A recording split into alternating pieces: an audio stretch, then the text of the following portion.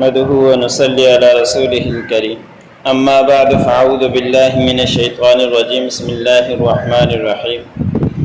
حنفاء لله غير مشركين به ومن يشرك بالله فكأنما خر من السماء فتخطفه الطير أو تهوي به الريح في مكان سحيق ذلك ومن يعظم شعائر الله فإنها من تقوى القلوب لكم فيها منافع إلى أجل مسمى ثم محلها إلى البيت العتيق ولكل أمة جعلنا منسكا ليذكروا اسم الله على ما رزقهم من بهيمة الأنعام فإلهكم إله واحد فله أسلموا وبشر المخبتين۔ سورۃ الحج کا درس چل رہا ہے۔ اسی سورۃ کی آیت نمبر 31 سے لے کر 34 تک تلاوت کی۔ گزشتہ آیتوں کے اندر اللہ رب العزت نے فرمایا کہ جب تم حج کے ارکان مکمل کر لو اس کے بعد اپنے آپ کو حلال کر دو، اپنے اوپر سے میل کچیل صاف کر لو، اور جو تم نے نظر مانی ہو تو ان نظروں کو پورا کر لو کہ اگر میں حج پر جاؤں گا تو میں اتنے طواف کروں گا، مجھے اللہ رب العزت نے حج کی توفیق عطا فرمائی تو میں اتنے نوافل پڑھوں گا یا اتنا صدقہ خیرات کروں گا۔ جو اس طرح کی منت مانی تھی، نظر مانی تھی، اس کو اب پورا کر لیں۔ اور پھر اللہ رب العزت نے فرمایا کہ اپنے آپ کو بتوں کی گندگی سے اور جھوٹ سے بچاتا رہے، یہ ایک مومن کی پہچان ہے۔ ان چیزوں کے اندر مومن کے جھوٹ بھی مت بولے اور شرک کی طرف بھی ہرگز مت بھٹکے۔ پھر اللہ رب العزت نے آج کی آیتوں میں بیان فرمایا کہ دین تو وہی ہے کہ انسان یکسو ہو کر ایک ہی طرف لگا رہے، خالص اللہ کی عبادت کرتا رہے، نہ کہ اللہ رب العزت کے ساتھ دوسروں کو شریک ٹھہرائے۔ اور جو یکسو ہو کر اللہ رب العزت کی طرف عبادتیں کرتا رہے گا وہ کبھی بھی شرک کی طرف نہیں جائے گا۔ پھر اللہ رب العزت نے دو مثالیں دے کر بیان فرمایا کہ جس نے شرک کیا اس کی مثال ایسی ہے جیسے کہ آسمان سے گرا نیچے اور اس کو پرندوں نے کھا لیا، اور دوسری مثال اللہ رب العزت نے دی کہ شرک جس نے بھی کیا اس کو ایسا ہے کہ جیسا کہ ہوا نے اس کو اڑا کر دور کے مکان پر جا کر کہیں پھینک دیا۔ تو جو شرک کیا کرتا ہے وہ کچھ بھی حاصل نہیں کر پاتا، جس طرح کہ آسمان سے گرا اور پرندوں نے اس کو نوچ لیا اور ہوا نے کہیں دور جا کر پھینک دیا اور کسی کام کا بھی نہیں رہتا، کسی مقصد کا بھی نہیں رہتا۔ اور جو اللہ رب العزت کے ساتھ شرک کرتا ہے وہ اللہ رب العزت کے قریب نہیں ٹھہر سکتا، اللہ رب العزت سے دور ہی چلا جاتا ہے۔ پھر اللہ رب العزت نے فرمایا کہ جو اللہ رب العزت کی نشانیوں کی تعظیم کرے گا، اور وہ تعظیم کرنے والا تو وہی ہوگا جس کے دلوں کے اندر تقویٰ ہوگا۔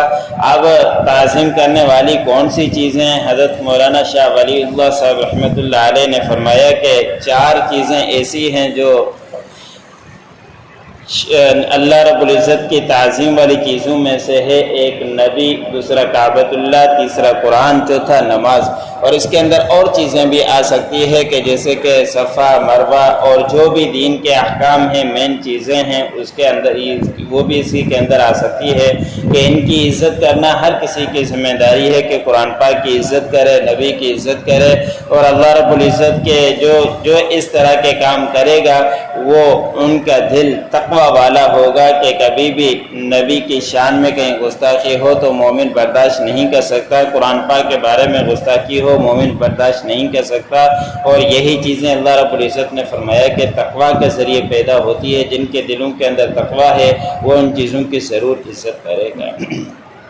پھر اللہ رب العزت نے فرمایا کہ جو جانوروں کا جیسے فائدہ اٹھانا ہے تمہارے لیے ایک معین مدت تک فائدہ اٹھانا ہے، پھر ان کو حلال کرنا ہے بیت عتیق یعنی پرانے گھر کی طرف، اور پرانا گھر وہ بیت اللہ کہلاتا ہے، اور بیت اللہ کے اندر حرم جتنا بھی حرم کے حدود آ جاتی ہے وہ ساری کی ساری کہلاتی ہے۔ تو وہاں پہ اپنے جانور کو حلال کرو، حلال کرنے کے بعد تم حلال ہو جاؤ گے، اور ان سے فائدہ اٹھانا کہ معین مدت تک، جب تک کہ اس جانور کو خاص نہیں کر دیا ہدی کے طور پر کہ اس کو میں قربانی کے لیے ذبح کروں گا، اس سے پہلے اس جانور سے دودھ لینا اور اس کے اوپر سواری کرنا اور دوسرے منافع اس سے حاصل کر سکتا ہے، جب اس جانور کو ہدیے کے لیے حلال کر دیا کہ اب میں اس جانور کو قربان کروں گا، تو پھر اس سے فائدہ اٹھانا جائز نہیں ہے۔ اور اللہ رب العزت نے اگلی آیت میں بیان فرمایا کہ ہر امت کے لیے ہم نے ایک قربانی مقرر کر لی ہے کہ وہ ان کو اس وقت اللہ رب العزت کا نام بلند کیا کرتے ہیں ان چوپائیوں میں سے، اور یہ حکم اللہ رب العزت نے پہلے بھی دیا تھا ہر امت کو، ابھی بھی ہماری امت کے لیے بھی یہی حکم ہے کہ قربانی کے جو چند ایام ہیں ان کے اندر اللہ رب العزت کا نام لینا اور جانور کو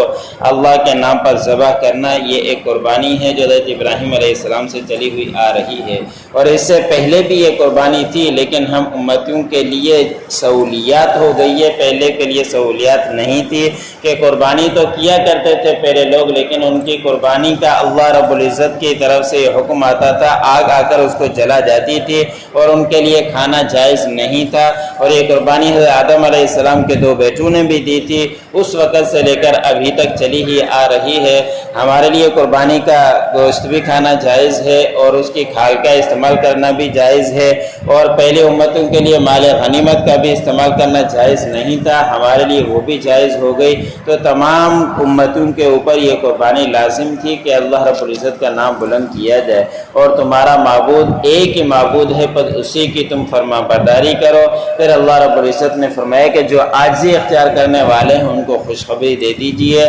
عاجزی اختیار کرنے والے کون ہیں؟ اگلی آیتوں کے اندر اللہ رب العزت نے ان کو بیان فرمایا۔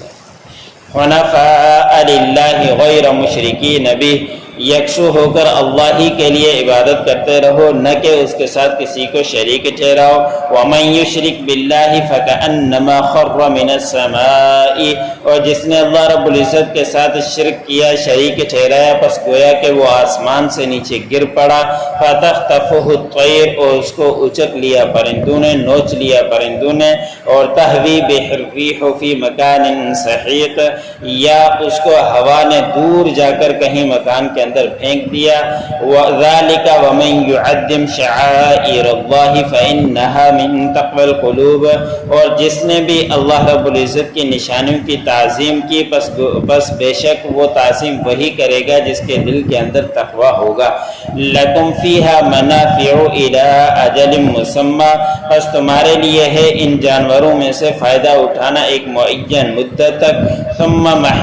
مَحِلُّهَا إِلَى الْبَيْتِ الْعَتِيقِ، پھر اس کا حلال ہونا ہے پرانے گھر کی طرف۔ وَلِكُلِّ أُمَّةٍ جَعَلْنَا مَنْسَكًا لِيَذْكُرُوا اسْمَ اللَّهِ، اور ہر امت کے لیے ہم نے بنائی تھی قربانی تاکہ اللہ رب العزت کا وہ نام لیں۔ عَلَىٰ مَا رَزَقَهُم مِّن بَهِيمَةِ الْأَنْعَامِ، ان چیزوں کے اوپر جن کو اللہ رب العزت نے چوپائے میں سے حلال کی ہے تمہارے اوپر۔ فَإِلَٰهُكُمْ إِلَٰهٌ وَاحِدٌ، پس تمہارا معبود ایک ہی معبود ہے۔ فَلَهُ أَسْلِمُوا، پس اسی کے لیے اسی کی فرما برداری کرو۔ وَبَشِّرِ الْمُخْبِتِينَ، اور خوشخبری دیجیے عاجزی اختیار کرنے والوں۔ جو پڑھا سنا